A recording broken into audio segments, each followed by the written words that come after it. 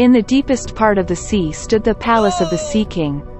And he had 6 daughters. They played in the garden all day long.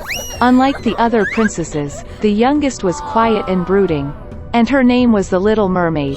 Most of all, she loved listening to stories about the world of people. Traditionally, a mermaid could only rise to the surface for the first time in her 16th birthday. And now it's time to see the land and the youngest princess. She surfaced close to the ship, singing and music coming from the deck. This was the first time the princess saw the ship. In the cabin of the ship, the Little Mermaid noticed a handsome prince. For a long time she could not take her eyes off him. Suddenly, a violent storm began at sea. The prince's ship hit a rock and shattered into pieces. In complete darkness, lightning flashed, and the Little Mermaid saw the prince fall into the sea. She rescued him by bringing him ashore. Soon the prince was found by a girl passing by. When he woke up, he smiled at her and thanked her for saving her. The Little Mermaid became sad that the prince did not even know about her existence. She dived into the water and swam away. From her father's stories about people, the Little Mermaid knew that they considered the fishtail of mermaids to be ugly. Therefore, in order to please a person, one had to acquire 2 legs. The next day, the Little Mermaid went to the sea witch. The sorceress agreed to make a potion for her that would turn the fishtail into a pair of slender legs. The princess's gait would be graceful, but every step she took would bring unbearable pain. And if the prince married another, the Little Mermaid would turn into sea foam. In return, the witch wished to take her wonderful voice from the girl. The princess was ready for anything to be close to the prince, and she agreed. Having sailed to the prince's palace at night, the Little Mermaid drank a magic drink. A sharp pain shot through her and she passed out. Waking up in the afternoon, the girl saw the prince in front of her, and lowering her eyes, found 2 legs instead of a fishtail. The prince tried to find out who she was and how she got here, but the Little Mermaid could not speak. Despite her airy gait and beautiful dancing, she felt terrible pain in her legs. The prince became more and more attached to the Little Mermaid, but still treated her like a cute little child. It never entered his head to make her his wife. Once the prince admitted that his heart is occupied by the one who saved him long ago on the shore, and they are going to get married. The Little Mermaid was very upset, but could not tell him the truth. When it was time for the wedding, the prince invited the Little Mermaid to go with the newlyweds on a honeymoon trip. A luxurious honeymoon tent is spread out on the deck of the ship. The Little Mermaid had one last evening left to be with the one for whom she left her home, gave her wonderful voice and endured endless torment every day. But he didn't even notice them. When silence fell on the ship, the Little Mermaid sat on the deck and waited for the first rays of the sun. Suddenly, near the ship, she noticed her sisters. They tearfully asked the witch to help save the princess from death. The sorceress gave them a sharp knife, with which the Little Mermaid was to pierce the heart of the prince. A drop of his blood would turn her legs into a tail, and she could return to the sea.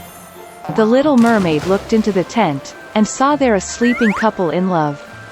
She did not find the strength to take the prince's life, and threw the dagger into the sea. With grief, the Little Mermaid threw herself into the water. But the kindness of the princess melted the heart of the wicked witch. The sorceress cancelled her spell, and the Little Mermaid again had a fishtail instead of human legs.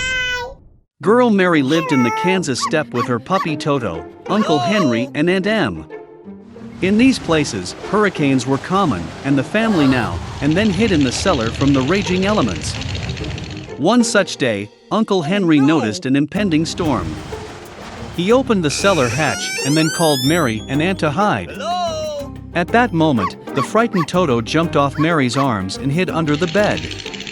When the girl finally caught the puppy, the wind howled and the little house shook. The house turned around its axis several times, and then began to slowly rise into the air, like a balloon. Soon the house landed, and he and Toto went out into the street. A green lawn with fruit trees spread around, and amazing flowers grew everywhere. This is how Mary ended up in the magical land of Oz. While admiring the wonders of nature, the girl did not notice how very strange people in hats approached her. They were adults, but no larger than Little Mary. Chief among them was an old woman dressed all in white. She approached Mary and thanked her for helping the girl defeat the evil sorceress. Mary was very surprised.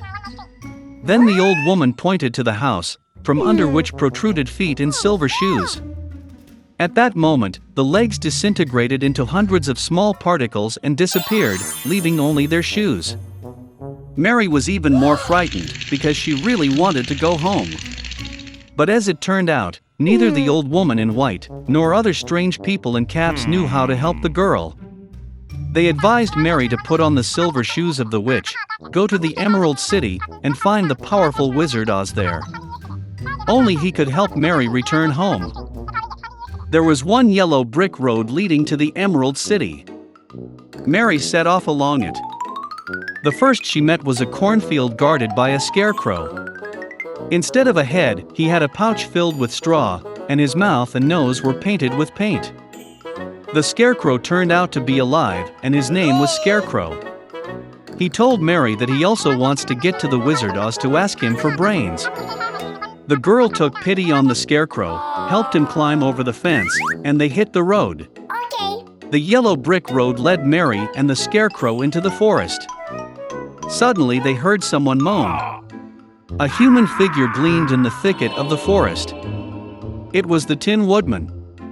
Its parts were so rusted that he could not move an arm or a leg. Then, in a hut nearby, Mary found an oil can. She lubricated the woodman's parts, and he began to move again. It turned out that the woodcutter had long dreamed of getting to the Wizard Oz to get a real heart. So together they continued their journey to the Emerald City.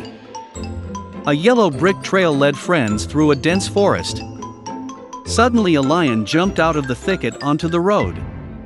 As soon as he swung his paws at the scarecrow, he heard Toto barking and was very frightened. The lion told Mary that he was born shy and therefore does not mind going to the Wizard Oz and asking for real courage. When the friends finally reached the Emerald City, the Great Oz agreed to fulfill their wishes, but set one condition. He asked to kill the Wicked Witch of the West. And my friends had to agree. Under cover of the night, Mary, the scarecrow, the lion, and the woodcutter made their way to the Witch of the West. She was waiting for them, and therefore sent flying monkeys to the friends. They threw the Tin Woodman off the cliff, poured all the straw out of the scarecrow, and captured Mary and Leo. When Mary was brought to the Witch of the West, driven to despair, she poured water on the witch. To the girl's surprise, the old woman began to melt, and soon only a muddy puddle remained of her. When the friends returned to the Emerald City and demanded that the wizard fulfill their wishes, it turned out that Oz was not a wizard at all, but a real deceiver. However, he tried to fulfill the requests of his friends. So, Oz stuffed the scarecrow's head with sawdust, from which he experienced a surge of wisdom. I inserted a scarlet silk heart into the Tin Woodman's chest. And he gave the cowardly lion a potion to drink, which made the king of beasts feel brave. Seeing Mary's silver shoes, Oz laughed. After all, the shoes were magic, and all this time they could carry the girl home.